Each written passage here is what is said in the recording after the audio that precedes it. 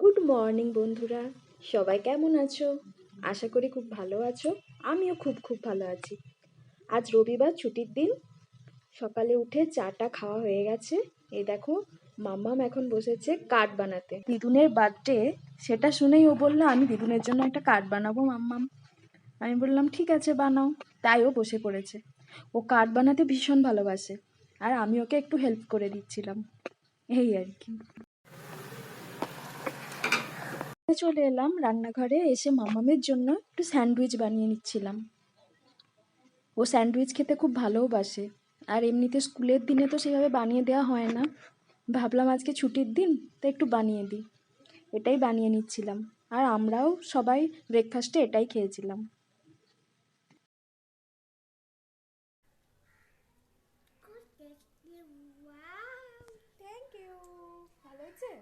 তোমাদেরকে আগেই দেখিয়েছি, দেখো এই নায়া দিদুনের জন্য এই কার্ডটা বানিয়েছে। ওর দিদুনকে এই কার্ডটাও আজকে দেবে। একদম কিউট কিউট কার্ড হয়েছে, খুব সুন্দর মাম্মা। আর ভেতরে এই যে একটা কেক এঁকেছে, আর এখানে লিখেছে আই লাভ ইউ দিদুন। খুব সুন্দর হয়েছে, খুব সুন্দর। এরপরে ঘরে রান্না বান্না সব তাড়াতাড়ি করে নিয়ে একটু খেয়ে দিয়ে আমরা বেরিয়ে পড়লাম। কোথায় যাচ্ছি জানাবো তোমাদের। ট্রেনে করে যাব, তাই স্টেশনে চলে এলাম। তোমাদের দাদাভাই গেছে স্ট্যান্ডে বাইকটা রাখতে। আমি আর মাম্মাম গিয়ে টিকিটটা কেটে নিলাম, দিয়ে স্টেশনে চলে এলাম। আমাদের ট্রেনও চলেই আসবে। এই যে আমরা ট্রেনে উঠে গেছি। মাম্মাম খুব খুশি।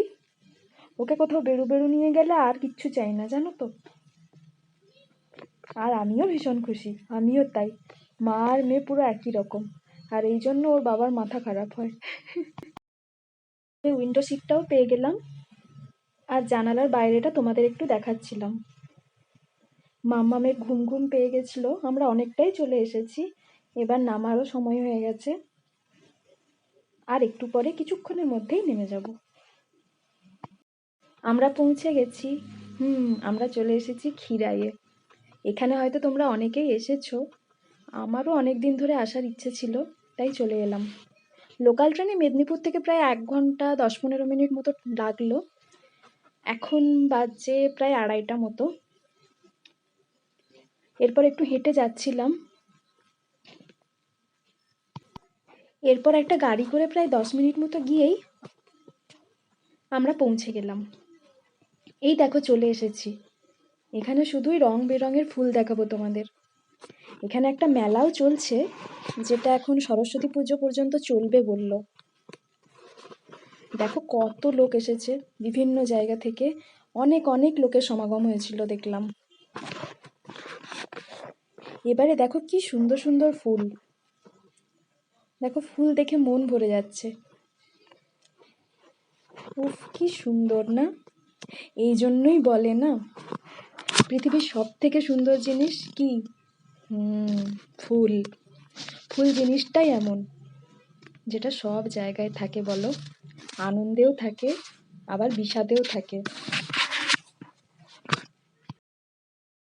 তেও থাকে, জন্মদিনেও থাকে, আবার শেষ যাত্রাতেও সাথী হয়ে থাকে।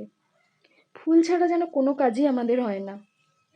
প্রিয়জনের সঙ্গে ঝগড়া হলে, মনোমালিন্য হলে কিসের কথা আগে মনে হয় তার রাগ ভাঙানোর জন্য?